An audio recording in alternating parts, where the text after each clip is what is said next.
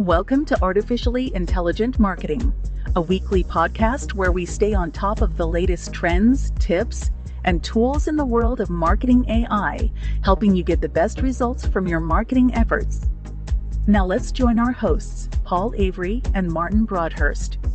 Hello, everyone. Welcome to Artificially Intelligent Marketing. Lovely to have you back again with us. It is episode 15. How very exciting. How are you, Martin? What have you been up to?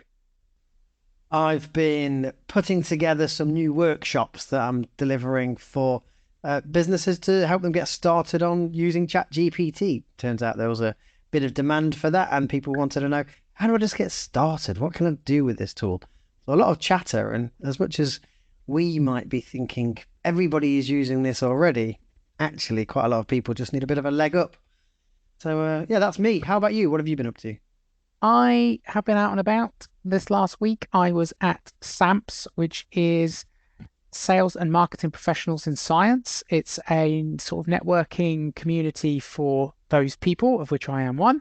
And they, these days, run really great events for sales and marketing people in the life sciences. And I was presenting at their event in Glasgow this week, and the topic was AI. And we were talking about all the different applications of ChatGPT.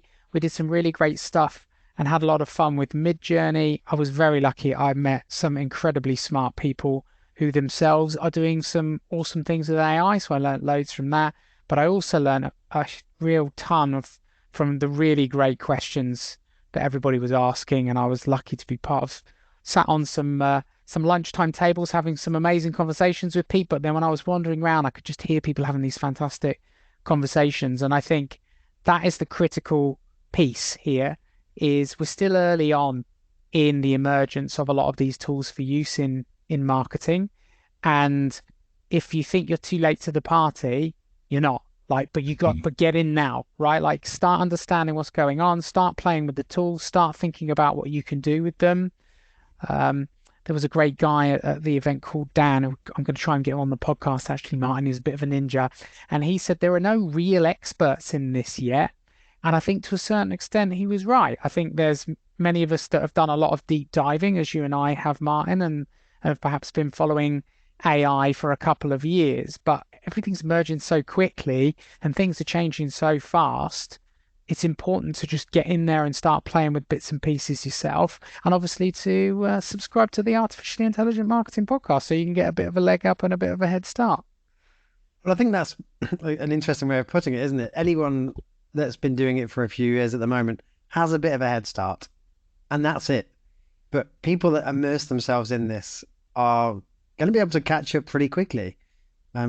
Tinkering around with these tools, you can learn a lot in a very short amount of time. Were there any big takeaways from the event that you think are worth sharing? I think the main one for me is there's still quite a few people who haven't really played with the tools that much, although I must say I thought the event somewhat self-selected for people who had an interest in this and had probably been playing a bit, because I heard some really cool use cases and I learned quite a lot from what people are doing. I think there's been a fair bit of dabbling with ChatGPT, but people are still just trying to figure out how to get the best out of it and what they can rely on it for, especially in our industry. We showed a number of us several examples. We have to do a lot of explaining complex scientific topics and justifying our conclusions with citations. And ChatGPT is wondrous at just making up citations that sound absolutely on the nose, but they're not real.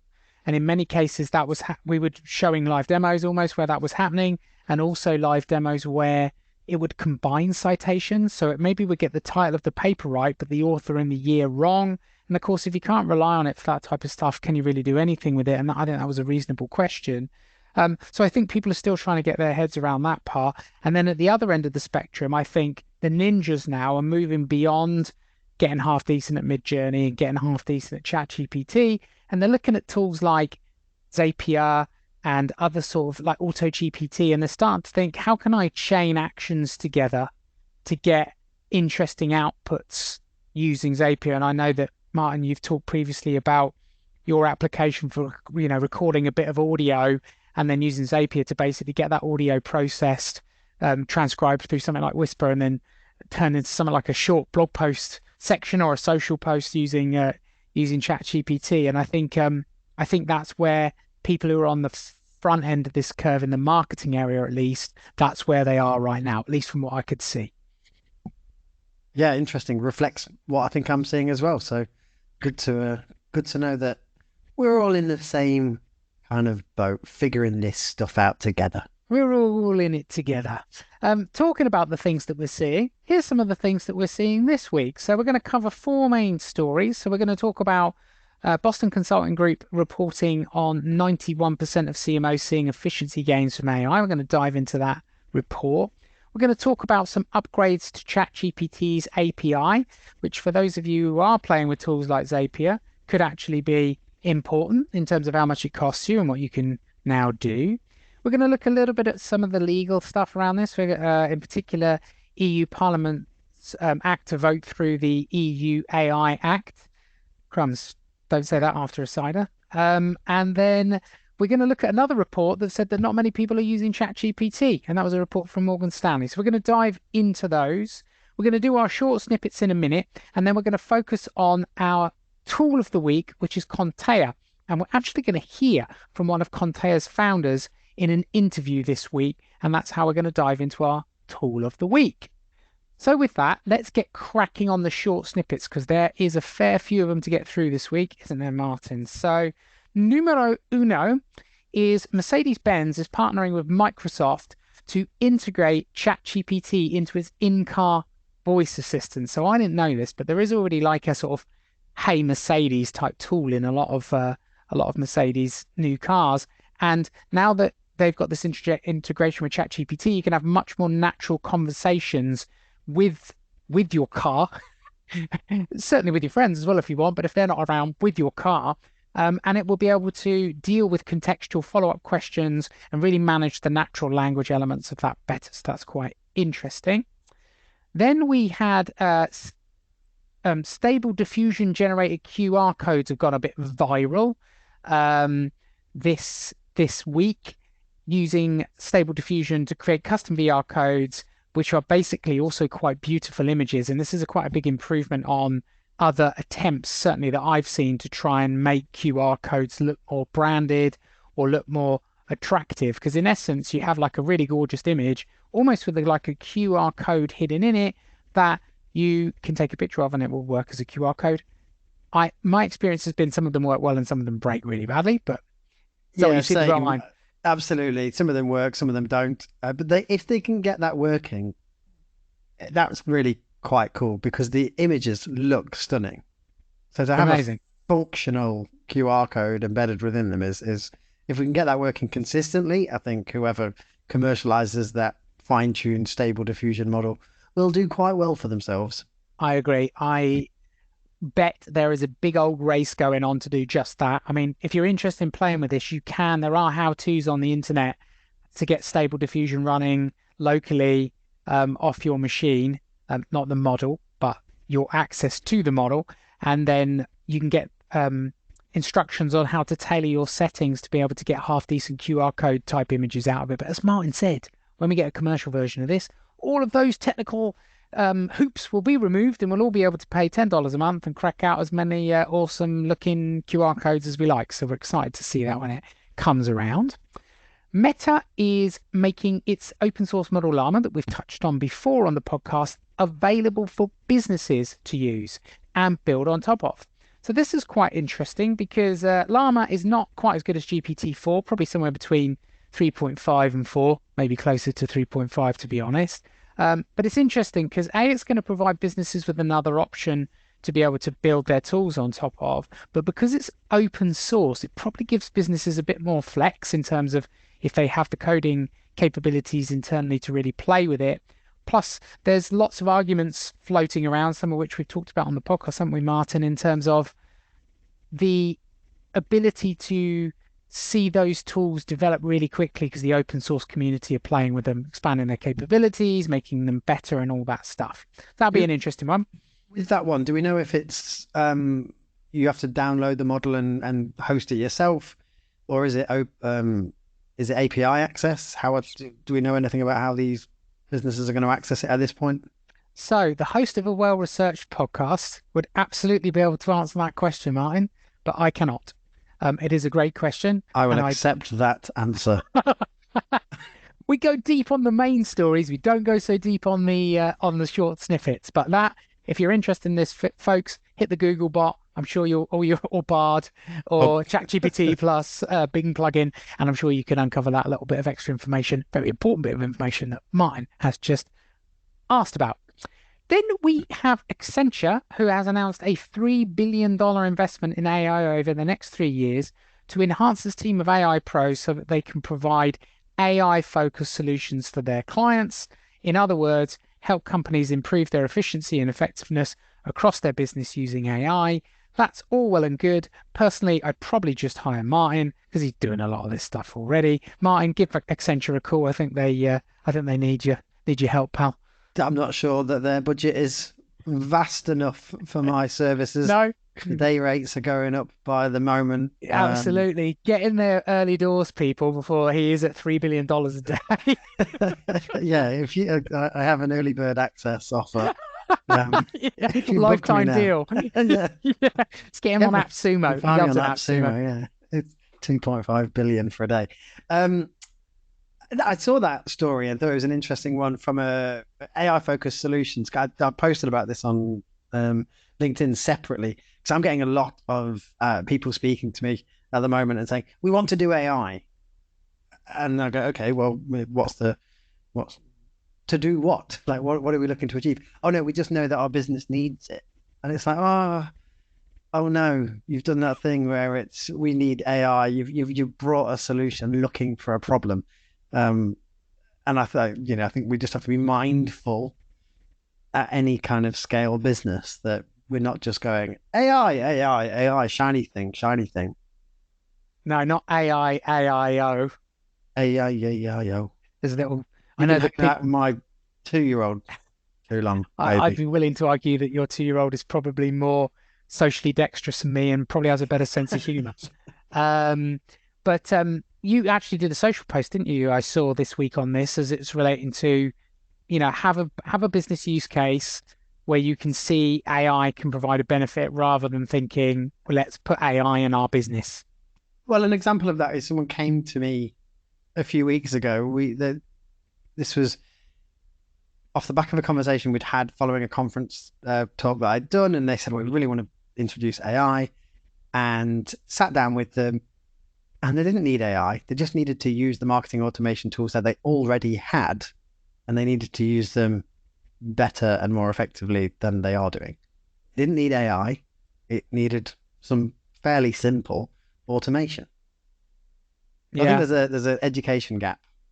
I think so. I think you're right, and I think there's probably a walk and then run aspect to it as well because of examples like you just gave. But right, let's crack on through these short snippets. The next one we have is GPT-4 outperforming humans in pitch deck effectiveness, apparently. So Clarify Capital asked 500 investors and business owners to rate pitch decks created by humans on their own or with ChatGPT's help. And overall, the investors said that GPT-generated pitch decks were on average about 2 times more convincing and that they were 3 times more likely to invest after reading a GPT-4 pitch deck than a human one, which is interesting. My takeaway from there was GPT-4 augmentation is going to help you do a better job if you ask it the right questions and you use clever prompts. But I think the human in the loop there is probably a little bit more critical than the report suggested. Martin is nodding for our listeners, and that's because he likes to agree with me occasionally, but not that often. Right, next one is generative AI could add $4.4 trillion annually to the global economy, according to a McKinsey report. And according to, I think I found this in the Neuron, which is a great newsletter for those that love their AI. This is more than the annual GDP of Canada, Australia, and Spain combined. So there's some large hope there that we're going to get some positive economic impact from using AI. Where exactly that sits would be a good question. Next little story is AI bringing John Lennon's voice back to life. So we've got a quote here from Paul McCartney So this is not someone in their bedroom thinking, I know what I'm going to do. I'm going to create a cool tune and we'll get John Lennon on it. Um, it was actually because, and here's the quote, when we came to make what would be the last Beatles record, it was a demo that John had that we'd worked on and we'd just finished it up and it'll be released this year. We were able to take John's voice and get it pure through this AI so that then we could mix the record as you would normally do. And it's because they had this recording on like a really old cassette tape and it sounded awful and they were able to clean it up. So the inference here is it's not quite as sexy, this story, as it sounds. I think it's more of an AI audio cleanup story than a synthetic John Lennon story. But hey, that means might get some more Beatles music soon, which is not something that perhaps we'd have ever thought we were going to get. Yeah, I think that's pretty cool. And if you think about all of the archive footage that exists across different mediums, whether it be movies, television, audio like this, there'll be loads of it that's just sat there waiting to be AI remastered. We've had digital remastering for ages now, but taking it to the next level and yeah, think about all of those lost episodes of Doctor Who that all of the Doctor Who fanboys will be wanting to see in glorious AI enhanced Technicolor. Oh, I never thought about that. We could use uncrop to turn Star Trek The Next Generation from 4:3 into widescreen. That is a neat use case. Could you imagine? I would love to see its interpretation. But yeah, that would be quite a good way of actually turning 4:3 content into 16:9, right? I never really thought about that. Moving swiftly on, but into a somewhat similar story, Meta has just open sourced the kings and queens of open source Meta. Thank you so much. Well, what they've open sourced this time is their AI-powered music generator called MusicGen, which has been trained on over 20,000 hours of music, and it can turn text descriptions into short audio clips, and it can even be guided by reference audio that you give it. Now, we've talked previously about Google having done a fair bit of work in this space, but the key difference is Meta's tool is open source, so people can start playing with it, improving it, expanding it, a la llama, a la, something like that. So that's pretty cool news as well.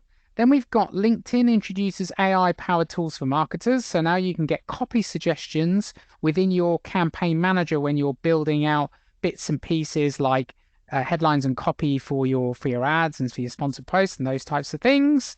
And then finally, we may be getting some more chat GPT new features because there's been a leaked screenshot which shows something called workspaces, which would allow users to create a profile for themselves that ChatGPT can readily remember. And it also looks like it might hint at being able to upload files directly into ChatGPT.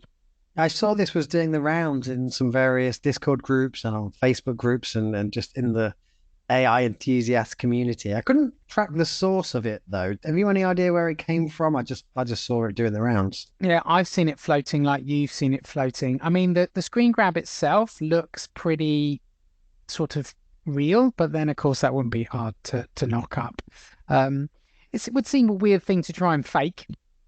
Like it's interesting, and I think if you use ChatGPT, you might go, I can see that might make a few things easier, but it's not like Donald Trump being wrestled to the ground by 20 police officers. You can see why someone produced that fake image. But yeah. Right, let's get into our main stories then, Martin. First one's with you, and it's Boston Consulting Group reporting 91% of global CMOs see enhanced efficiency from generative AI for marketing. So what was it in this story that grabbed your eyeballs? I think it's interesting that we're starting to see the big consulting groups really make a lot of noise about this. We've got, I think, we've got several of them mentioned on this very episode because we've got McKinsey, we've already mentioned, we've got BCG, and actually later on, another big player, maybe not a consulting group, but Morgan Stanley featuring as well. This one was interesting that it was 200 CMOs surveyed from across Europe, Asia, and North America. 91% said that they are seeing enhanced efficiency from generative AI and that it had positively impacted their work. That was 93%. 70% have already adopted generative AI for marketing, And overall, there was some interesting takeouts. BCG, they said that generative AI will be key for CMOs to gain competitive advantage through agility, innovation, and responsibility. In fact, there's a particular phrase. They said BCG research indicates that CMOs are overwhelmingly optimistic and confident about the power of generative AI to enhance productivity and create competitive advantage. So overall, CMOs are, on the whole, using this new technology. They're seeing efficiency gains. I think that reflects my experience of it and yours too, which is why we do this podcast, because we're so excited by the potential of it. The report goes on to say that while optimism is high, so 91% seeing enhanced efficiency, the impact depends on how meaningfully and ethically the generative AI will be applied. So CMOs can't see this as a magic bullet to enhance human judgment and creativity. Again, I think reflecting what we say so frequently on this podcast, which is human in the loop. You can't just outsource this and expect that AI is just going to get it right every time. So yeah, I thought there were just some interesting headlines there. The BCG did recommend, there were a few recommendations in there, which could be summarized as start experimenting, which exactly reflects your experience of the conversations you were having with people at SAMPS. Yeah. Seek transformational outcomes, establish enterprise-wide models, and implement responsible AI guidelines. That last point, I think, is critical here.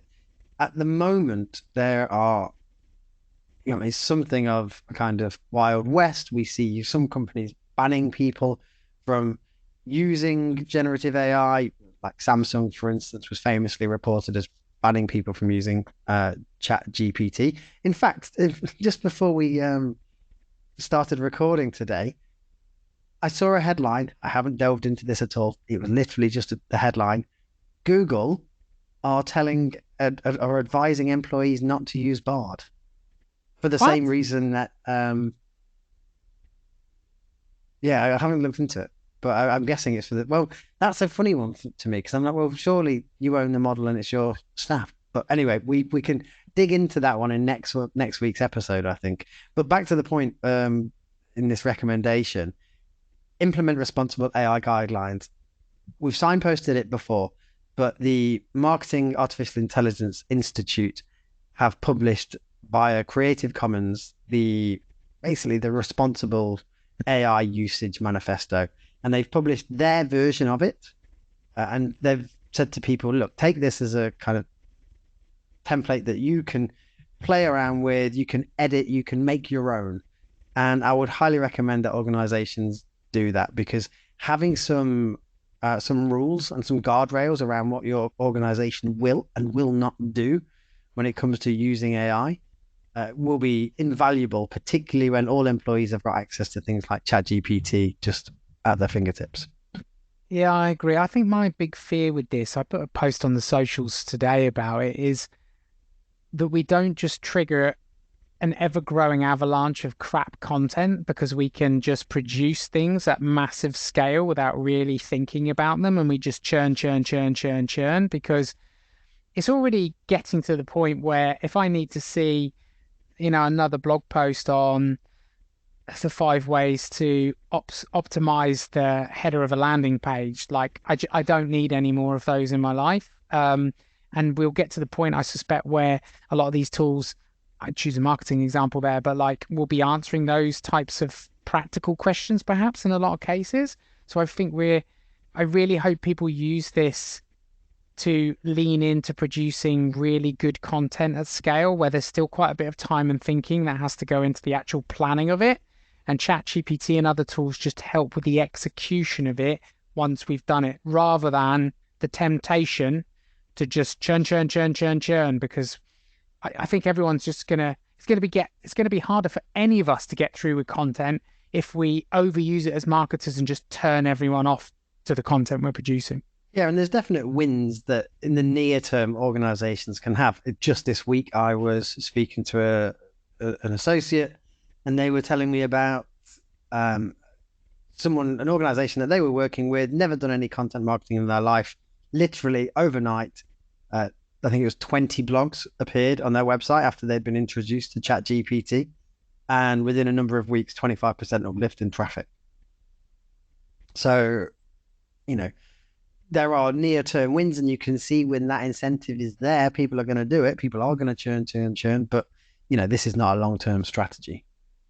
No, and I think if you ask yourself the right questions, if you really understand your audience and you think about what information that they need that they can't easily find, and ChatGPT helps you formulate your ideas, package it into some coherent prose that then you edit and tweak so it's in your voice and doesn't carry through any errors that ChatGPT's introduced, or you put the extra time and effort in to really expand on a point that you understand and ChatGPT clearly didn't.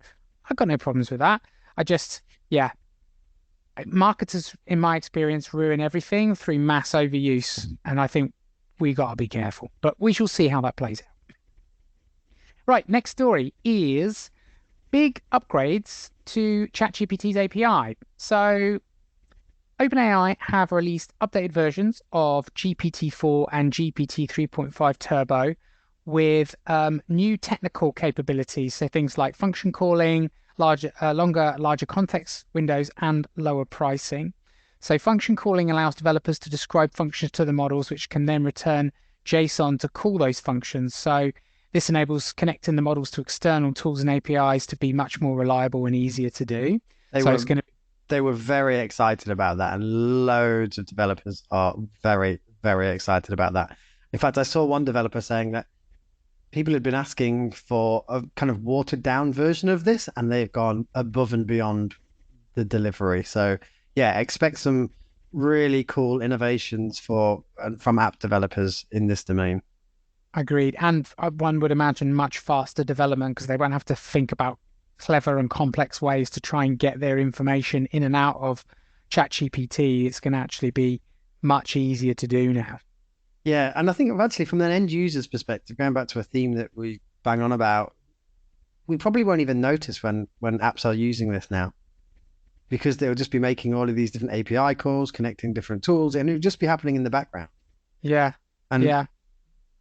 So just expect the tools that you use every day to just extend in their functionality, and you won't even notice that it's ChatGPT doing its thing in the background. Yeah. So GPT 3.5 Turbo is getting greater context windows, so up to 16K context. I think the standard version's at like 4K, so that's like a big leap. You do have to pay more, that's double the price, but you can do a lot more when you can send a lot more information. The classic use case for you and I, Martin, is pushing long files like large transcripts and other very long documents to it to maybe ask it to summarize or whatever. The token price as well is actually still pretty cheap on particularly 3.5. The token price is really cheap. Less so on GPT-4. That is still a bit pricey. Yeah, and we've got 32K context coming to GPT-4 more beyond. I know people have been struggling to get hold of this. I do think they've provided it to some developers. Very small amount. I think it's one of their priorities, isn't it, to get it rolled out very quickly. In the coming weeks, they're talking about. Yeah, I mean, and that is super cool, right? Because that's even double the massive increase that we just described for 3.5. And again, it will allow developers to send lots more information to ChatGPT to do summarizations. And we've got a workflow here at Biostrata where we take the transcript from this podcast and we have to cut it up into multiple chunks so we can feed it into different tools to be able to get different summaries, because it can't handle the whole transcript because you and I talk too much, Martin. So the transcript is too long, whereas with this nice big context, that would be different. So there's a load of other stuff here as it relates to other little tweaks, but in essence, some more functions that are going to be really, really powerful developers, some more context so you can send more information in one go, which is super helpful for a number of applications we'll talk about in a moment.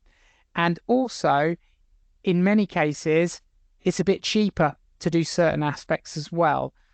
Why is this important for marketers? So outside of all of the developer benefits, which then translate into benefits for us. And let's be honest, a huge amount of the tools that are being produced at the moment are a perfect fit for business people, especially marketers and sales folk, but probably marketers above all else. So I'm probably looking through my own very specific window on the world, but that's definitely what I see.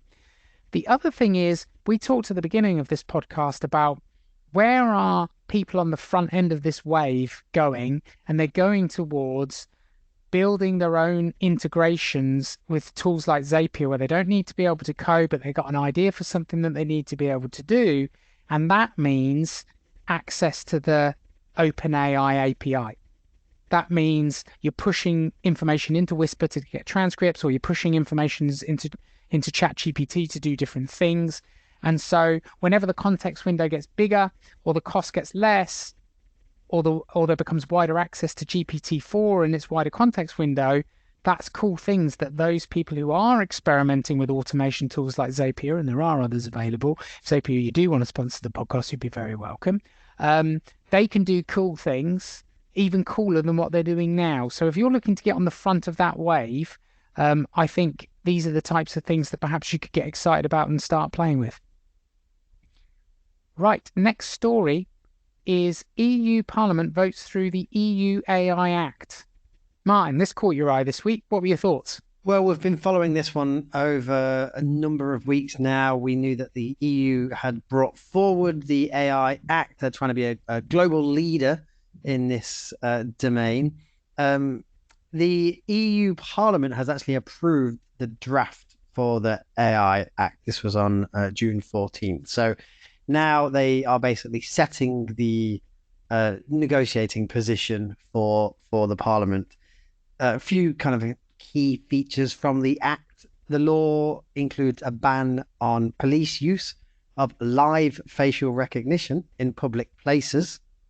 So they can't be using cameras to tag who is in a crowd.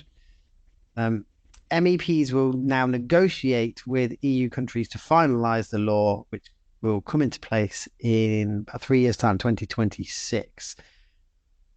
The rules will regulate all sorts of different AI uses, not just marketing like we talk about, but everything from medical AI, drones, deepfakes, chatbots, large language models, and more. And it really takes this risk-based approach so that, an AI model that is making healthcare funding decisions for an individual will be higher risk versus an AI chatbot that tells you when the cinema times are in your local area, things like that. A couple of interesting observations in the Guardian reporting of this. So the Act passed very, very comfortably. I think it had 499 in favor of it and fewer than 100 against. But there was said to be some a collection of MEPs from the far right who were going to vote against it because of the restrictions on it, such as being able to use live facial recognition for the police. They want more biometrics surveillance. They want more capabilities to clamp down and identify people in a crowd. So who would have thought that the far right would want to be overly aggressive and fascist in their approach to managing society? That's all I've got on that, really. I was taken by the emotional recognition tech aspect of the story for workplaces and schools, and how you're not allowed to use it, and thinking, I don't really need that for this podcast because I can see how much fun you're having, Martin. It's written all over your face. I don't need AI to tell me about that. But isn't that a creepy bit of tech, though? I mean, it really makes me recoil the idea of an employer having emotion recognition technology in the workplace. You imagine this at Biostrata, just coming in one morning and just doing a quick analysis on the state of the room just from people's facial expressions. I know actually the technology itself, junk. The facial recognition and emotional detection is so culturally specific that it's similar to the GPT detection tools that are on the market at the moment that have too many false positives and false negatives. Right. It's very similar to that at the moment. The emotional detection is not in any way commercial ready. Cool. Sounds like my emotional intelligence as well, to be honest. I wouldn't say that's It's commercially ready. not ready for public consumption. No, no. But I am almost certain that you're having a good time because you've got a big smile on your face, and I do believe it's real. Um, Talking about something else that may or may not be real, little segue that, as you're going to see, dear listener, doesn't make any sense at all, is into our next news story. So there is this report here from Morgan Stanley that there aren't actually that many people using ChatGPT. So this speaks to what we were talking about a bit earlier, Martin, in terms of when you're inside the bottle, can't read the label. When you're inside baseball, you know the inside bits of it, but I think sometimes you can forget what the rest of the world looks like. So, according to a Morgan Stanley survey of 2,000 people, only 19% had used ChatGPT and only 9% had used Google Bard. And the majority of people not using chatbots were unlikely to use them in the next 6 months, which is interesting, right? It's like, I haven't used them, not going to use them. Next. Which is fine. Chatbot services were mostly being used for learning about new topics. Early adopters commonly were using chatbots for researching products, comparing prices, and shopping. Which I just on that point, I did Yeah, the other day. So I bought a new PC for things that people need PCs for, and I've not bought a new computer, certainly not one that had any kind of decent spec on it, a desktop at least, for ages.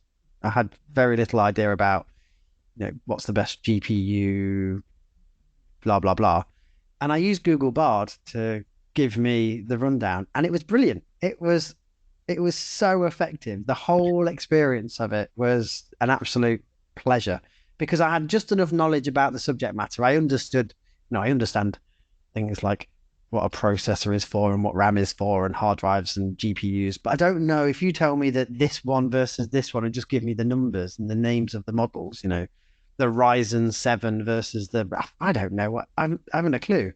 So being able to just kind of stick in the specs for different computers and go, this is what I need it to do.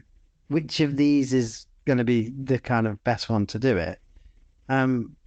It worked brilliantly. I was very impressed with my experience there. Sorry, that was just a little tangent about how I buy things now. no, but I think that's useful because I haven't really used it for that yet. And of course, that is eventually going to be probably what our normal search experience looks like, especially when it comes to product exploration. So I hadn't really thought about Bard as being a good way of testing a little bit what that would be like. Of course, it doesn't have a load of the other things that we expect to see in Google's generative search experience in terms of ads on the side and all that other stuff. But yeah, I think I'll have to have a play with that. So yeah, I mean, this is a data point in terms of a sea of data points, and it's a little bit like there are lies, damn lies, and statistics because you can read one report and 90% of people have tried ChatGPT. You can have another one and only 20% odd have and don't intend to ever touch it again. So I'm sure there's a massive aspect of who you ask, what they do, how old they are, how tech savvy they are, etc., etc. to this. But certainly there's still a decent chunk of the population who are not as exposed to this as perhaps sometimes people like Martin and I might feel they are. What do you say, Martin? Yeah, I think that if you take the Boston Consulting Group one that we saw earlier with the 91% that said they'd used it, that's a self-selected audience, isn't it? Well, not self-selected, but it's a very specific audience that are living in this world of tech and data. If you're a CMO, you've got to be aware of how are you going to get that competitive advantage, and people are going AI left, right, and center. So you're bound to have had a bit of a dabble with it because if you're not, your competitors are. If you take a snapshot of 2,000 people in the world, just like a general, right, whoever you are, you could be a delivery driver for UPS, you could be a primary school teacher, you could be this, that, or the other. Your world isn't, looking for that competitive advantage. So where's the urgency to try these tools? I'm sure you'll get that they will get to people at some point, particularly when Copilot and things like that roll out. But yeah, it didn't come as a massive surprise to me. I do the workshops with business owners increasingly over the past 12 months. More and more people, a higher percentage of people attending the sessions are using them. However, I did a workshop the other week, 20 people in the room, and still 4 of them, even though the session was called Mastering ChatGPT and Generative AI, 4 of them had never used ChatGPT. Not even. They were looking to develop a lot over the course of that session. I think the other thing here is, and I haven't gone that deep into the BCG report, but I also can imagine a world in which your BCG, you assume that CMOs are all over technology developments, and so you ask a CMO, how do you think generative AI will impact the efficiency of your organization from not very much through to massive enhancements? I don't see many CMOs going, sorry, generative what? ChatGPT what? So I think there might even be some aspects of that by definition, assume some level of knowledge that may or may not be there. I'm sure it is there because I do think it's their job, like you described, Martin. But, surveys are only as good as the people that you survey and the questions that you ask, which probably sounds a little bit obvious, but when you actually dive deep into what happens when you get either of those things wrong, or you accidentally bias a certain research project in a certain way, you can pretty much prove whatever you like. But hey, it's good to get these bits of information and just get a feel for what people are saying and what people are seeing in the market, and try and get a cross section of all these different things. Right, that's our stories for the week. Our tool of the week, as we mentioned, is Contea, but a little bit of a special one this week. We're going to hear directly from Sven, who's one of the co-founders of Contea, who caught up with Martin in an interview earlier this week. Hello, Sven, and welcome to Artificially Intelligent Marketing. Thank you for joining us today. Thank you for having me. It's a pleasure to have you on. We connected on LinkedIn after you introduced us to your app, which is, am I pronouncing it right? Contea.ai, or have I got that wrong? Is it the British love of a cup of tea that is throwing me off there? That definitely is. We're thinking about that quite a lot. So obviously we're both Germans, right? And we were searching for a name, like, how are we going to name this? And we came up with the name Contea, which is like kind of a mixture between content and EA, which is like, in our understanding, like emotional intelligence or like artificial intelligence, like a mixture of those two. So like, if we throw all of those 3 things together, we come up with the name Contea. But we're thinking like, but how is a British speaker going to, or like an English speaker, going to pronounce this? And we didn't know, but now I know. I actually pronounce it how? Contea?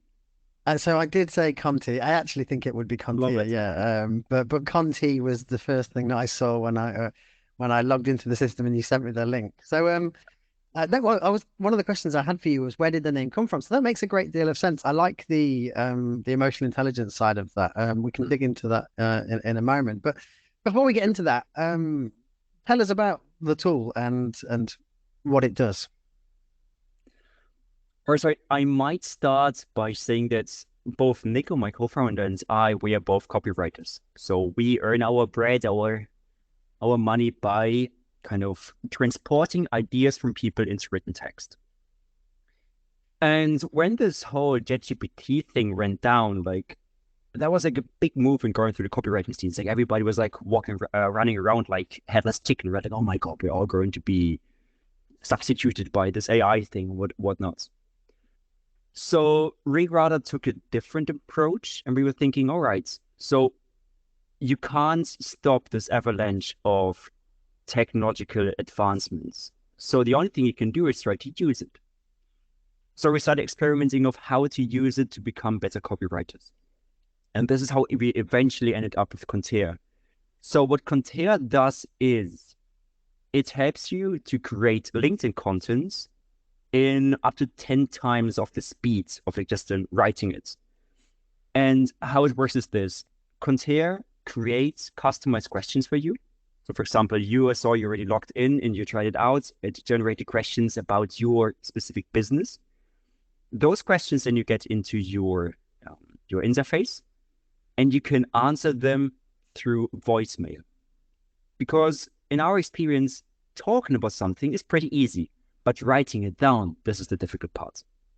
And this is exactly the part that Contea takes over. So you talk something into it, you give it your input, and then our tool takes your input and puts it into perfectly coherent and concise LinkedIn posts, which doesn't only have your expertise in it, but, and more importantly, your tonality.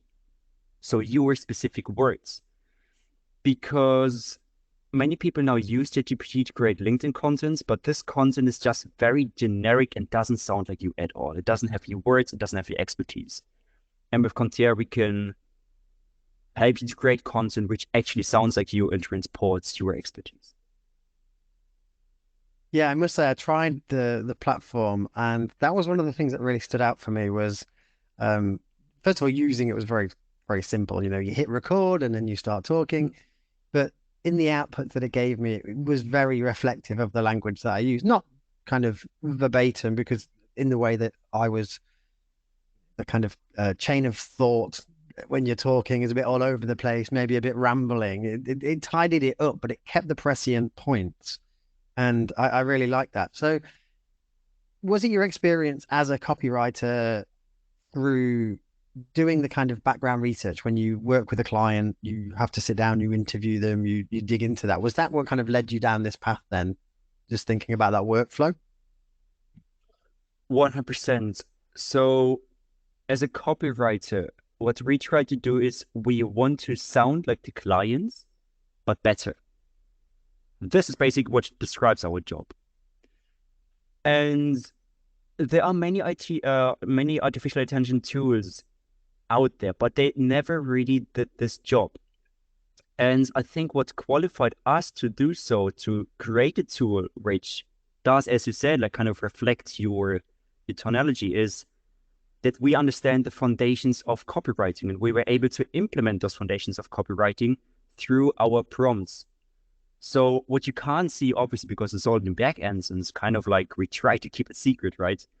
Our prompts, because they're very complex, and it's not just like write a LinkedIn post based on this transcript. They are huge. Those are huge prompts where we try to put all of our expertise of copywriting into them. Like, for example, write it concise, but also try to keep it colloquial, and so on and so on.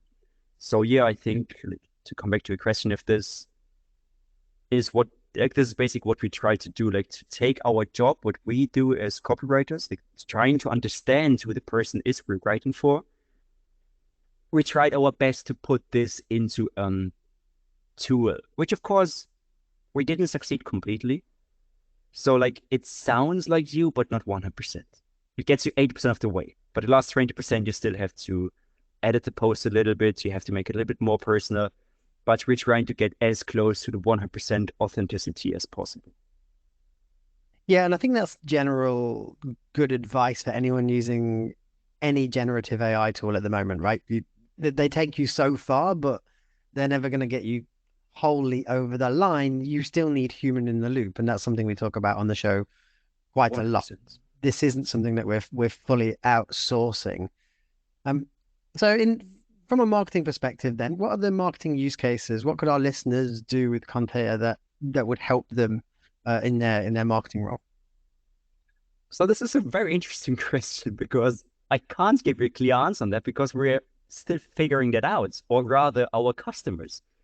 So the use case that we had in mind is for like small business owners, like me, for example, or like somebody who has like some kind of consulting, whatever. He doesn't have a big team, and that person wants to create awareness on LinkedIn, wants to create LinkedIn posts, but is struggling with it because, first of all, you have to come up with the ideas, at least 3 or 4 a week, and then you have to find the time to write them, and this is very difficult.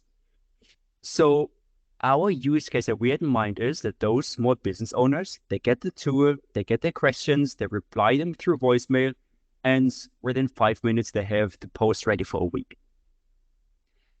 So this was our use case, and this is what we thought that people can, and what people actually can do with it. Now, however, we get a lot of messages from agency owners or other copywriters who say, look, I want to use this tool to scale my own work with my own clients. So what we're doing right now is we're building kind of like a surface level interface, like a kind of a login for the agencies, where they have all of their clients in one interface. So this way, basically, agencies can use our tool to automatize most of their work, which is their clients or get automatic questions. They get a first draft. As you said, like it's 80% of the way it gets you there. But then those agencies, they can still go into those generated posts of the clients, fit a little bit of them, change them a little bit to make them 100% authentic, and then post them. So this is basically the second use case we're now working on. So either you are a small business owner and you want to create LinkedIn content for yourself, or you are an agency and you want to use it to scale your work, basically.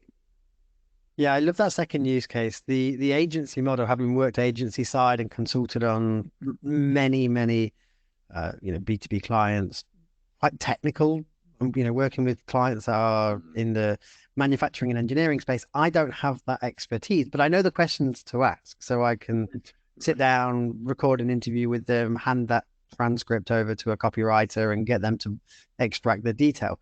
Having that in an interface is lovely, which kind of takes me to one of the big talking points that we have regularly on the podcast, which is, AI, and particularly generative AI, and these models are now being baked into all of the tools that we use everywhere. And the real difference maker for me in terms of what makes a tool really excel or gives a tool maybe the best chance of surviving and thriving in the kind of tech startup SaaS world is UX.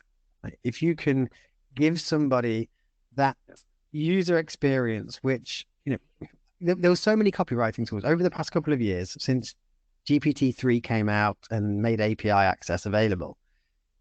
Many companies launched, some of them have reached unicorn status with basically putting a front end on to GPT-3 and DaVinci, right? That's kind of what they've done. Yeah. That's not going to sustain, right? ChatGPT has pulled the rug from under them. Like, you can go into ChatGPT and say, write me a meta description, and it will write you a meta description. What you've done is interesting because you've taken multiple different AI models and technologies and modalities. So you've taken audio as well and put this into a very simple, easy to use workflow. Just tell us a bit about without giving away the secret sauce. I'm sure you're not going to tell us what prompt you're using and what have you. Tell us a bit about the AI technologies that you're using and how you've kind of built that stack. This is very interesting, and it's like a prejudice we get quite a lot. So what you're basically doing is you're just using GPT-4 to write some copies. The interesting thing is, so first we try to build that whole thing no code because we're both no developers. So I'm a copywriter 100%. I know about words, but I have no idea about numbers. Like, this is not my expertise at all. However, my co-founder, Nico, luckily he worked as a web developer, so he has some ideas about like front-end developing and stuff. But we tried to put that whole thing, like, set it up no code, which in the beginning we did through a 5 or 6 step process on Zapier, which is basically you have a recorder that gets recorded, that goes through a transcription tool, which we changed by now to Whisper. We'll probably get into that later. And then basically goes to OpenAI, like GPT-4 integration, and it writes the post. By now, that whole process is not on Zapier anymore, but on N8N, which is like an equivalent, but it gives us more variables. Like, you can actually code in the tool, so you have way more possibilities of integrations. And the whole step, which you don't see, is like from hitting record to your finished posts, is a 50-step process which runs through in the backends. And OpenAI are only 2 of them. So like the whole process now is huge. And even for me, like it's so hard kind of like to figure something out. Like I'm just asking like a voice into Nico, like, yeah, I just saw there's another step, like, what the fuck is this actually doing? You know, he's like kind of going into detail and I have no idea what he's talking about. But basically most of the functionalities right now are like kind of on own servers. For example, we try to integrate Whisper's AI into N8N and Zapier. And I know that you talked about it in previous episodes, but we couldn't get it running. It didn't work. We couldn't integrate the API. Maybe there was like a bug in the beginning and that was possible. But basically all of those integrations, have to run over an own server. So basically we have like the N8N process, but the recorder, for example, is an own code solution. That recorder then sends in own, like encodes all the information to the API of Whisper. That transcription then goes to Airtable, which is basically equivalent to Excel, right? Where all our data is stored. And then it goes back to OpenAI's GPT-4 to write the whole thing. But yeah, like basically it's like a huge process right now. Yeah, it's interesting you say that because me and Paul have both played with our own Zaps using Whisper and recording an MP3 file on your phone, and it drops into Google Drive, and then it turns into it. And I think what you've done in terms, that 50-step process and the layering in of the copywriting expertise is, that's ultimately that's the secret sauce, isn't it? Like that's where the magic happens. So where do you see this space evolving? What's kind of next? How reliant are you on new models? Are you interested to see where OpenAI goes with, you mentioned Whisper, that's clearly one that you're using. Are you looking at alternatives? Are you finding that reliable? So first of all, regarding Whisper, first we used other transcription modules. And the good thing about our tool is if we want to change from one integration to another one, the only thing we have to do is change the API. So for example, if we decide that the solution from Bing now soon will be better than ChatGPT or like GPT-4, this one click to change for us. So we tried this out. It's not even close. So GPT-4 still is like above all of them, like far ahead. But we very quickly can change them to other solutions. So how do I see this evolving? Do you mean like with the technologies behind, or you mean the whole copywriting space? Well, I guess either or. The copywriting space is one that I think listeners will be interested in from a marketing perspective. This, how much of this is truly going to disrupt copywriters? You have that experience yourself. You have the industry expertise. What do you think copywriters should be thinking right now? So as a roller coaster ride. So when GPT got launched, everybody was going crazy, was going nuts. Like some were saying, okay, this is the Armageddon, this is the end of copywriting. Others said, like, oh, this is fabulous. We're going to create 10 posts in 5 minutes. And I think this very quickly cooled down and the realization kind of settled in, like, all right, this is not going to substitute copywriting soon because it's unpersonal, it's generic. So I think most copywriters already realize that, but you can't outsource human copywriting just yet. So my advice here for copywriters is don't rely on GPT to write some articles, because first of all, they're going to be super generic. This won't give you any traction, any expertise, any thought leadership on LinkedIn. This won't build trust with the target audience, first of all. And second of all, going forward, I'm very sure, if they don't really do that, that LinkedIn, the algorithm, is going to punish you for it. So we already know that it is possible to track tools, to track copies which were generated through AI. Right? There are already like open source websites where just like you copy paste one post inside, it's like, tell me the chance that this was created by a human being or an AI. And it's very, very accurate. We tried it out. We created some posts on ChatGPT. We put it into that tool. it gave us a 99% chance that this was created by ChatGPT. And I'm very sure LinkedIn is going to implement it at one point because they have an interest of keeping their feed interesting. And GPT content is not interesting, it's generic. So there's going to just splash, it's going to be boring to be on LinkedIn because everybody is now creating 10 content pieces a day. So I'm very sure LinkedIn is going to find a way to stop this from happening. So relying on GPT, I think, is not smart for copywriters to do.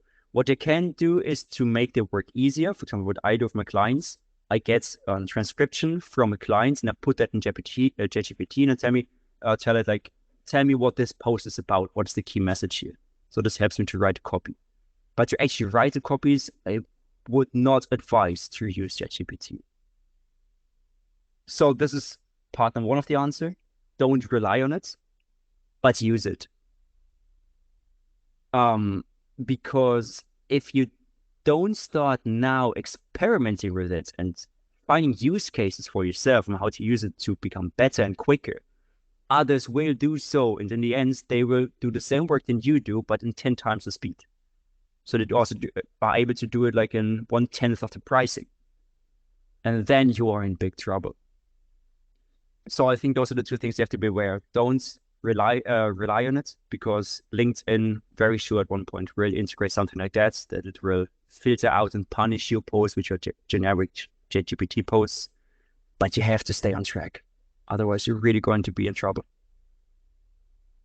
No, I think they're good tips. On the AI detection, there was an interesting article recently about OpenAI's own detection tool, and it's about 26% accurate. Is it? Yeah, so the AI, even the open source ones, they throw out too many false positives and false negatives. So they miss too many and they tag too many as being AI generated when they're not. And on the flip side, they miss too many for them to be reliable. So when I've tried them, similarly, I've had experiences where I put AI copy in and it's at 99% definite. But actually, when you roll that out at scale, they're too unreliable. You can't actually trust them. They're actually quite bad. So I think we're safe from that perspective for the time being. But ultimately, this is going to be a big problem for the likes of anyone training a large language model, because soon they're going to be training on content written by large language models, and they're going to start cannibalizing their own content. So yeah, I think they have to be aware of it, and they're going to have to start thinking about, well, I say start thinking, they're well ahead of the thinking on this, but finding a solution to identify is going to be interesting. I know they tried the watermarking system as well, and apparently if you watermark the text, basically minor edits will just get rid of the watermark completely. Yeah. So. Which is also what we realized with Contea. It's very interesting what you just said. I didn't know that. We just tracked it all and said it's 90%, 99% certainty that it was generated by AI. When we did that with Contea articles, it gave us a 5% rating on it. So it said no, that was written by humans, just because probably there were some words which were in those copies because they are coming from transcripts, which kind of got rid of that watermark already. So yeah, that's very easy to undergo, for sure. So about time to wrap it up. Where can people go to sign up? The product's still in beta, isn't it? It is still in beta, but now we've rolled it out. Just today, we kind of open it now for everybody for the open market. So it's very easy to find. Just have to go to get.contea.ai, Contea with EA in the end. And there you can sign up. It's very easy. And this whole thing is a beta version, so everything works already. This is 100% working product. But every 2 weeks, we come up with a new functionality, or we tweak a little bit to make it a little bit better. So there are constant changes going to happen over the next weeks and months, for sure. Great. And is that available with a 1-month trial? What's the pricing of it? This is a good question. We thought about providing a free trial, and we consciously decided not to do it. Because of AI tools, the problem is that there are so many AI tools right now. You could try different AI tool every single day. And we kind of wanted to avoid getting a lot of clients who just use it out of pure interest, like, oh, let's check this out, what this is doing. But we really want to filter out, like, the people we want are really people who see the benefit of it before using it. So there is no free trial. It is 75 euros, dollar, whatever the conversion is the same, a month. However, there is a 100% money back guarantee. So after 1 month, you use it, you say, like, look, this is not doing what it is supposed to do. It didn't deliver. Then you just have to contact us in support and you get the money back instantly. Fantastic. Very generous. Well, thank you for joining us on the podcast this week. And we look forward to getting hands-on with the tool in the future. Thank you very much for having me. I'm looking forward to have further conversation maybe with you further down the line. So thanks very much there to Sven for coming on the podcast. Really appreciate that. That was a fascinating conversation with Martin there. Learned loads more than I was expecting to, not just about the tool, which is fantastic.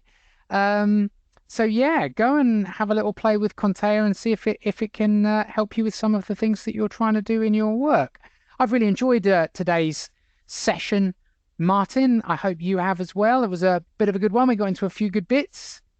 Yeah, I like the way you describe it as a session, almost like therapy. Yeah, or maybe we've got a couple of tinnies on the go here as well, a couple of Budweisers to get us through. I think the listeners are thinking, yeah, I probably am going to need to turn to drink if I have to listen to any more episodes of this. This is not sponsored, but I'm currently drinking Brewdog Elvis juice, but I'm drinking the alcohol-free version, not the 6.5 full-fat version. I like it because you've got to keep it lucid when you're getting deep into the AI topics, Martin. Absolutely. Well, if you have enjoyed this podcast and it's your first time here, where have you been? But also, please do consider hitting the subscribe button. If there are other people in the world of marketing or just business folks that you think might benefit from this, please forward it onto them and see if they fancy subscribing. You can catch up with us on the Twitters if you go to our handle, which is AI Marketing Pod. Correct. Yes. 15 episodes and he has nailed it. And that's all it took. Imagine what I'll learn over the next 100 episodes. How exciting. You can also subscribe at artificiallyintelligentmarketing.com, where all of these podcasts also live, and you'll get an automatic email when there is a new episode live so that you don't even have to remember. And of course, you can subscribe to these on all of your favorite podcasting platforms. Thank you so much for your time, Martin. I've really enjoyed it. I hope you have a great weekend, and I'll see you next week. See you next week. Bye. Thank you for listening to Artificially Intelligent Marketing. To stay on top of the latest trends, tips, and tools in the world of marketing AI, be sure to subscribe. We look forward to seeing you again next week.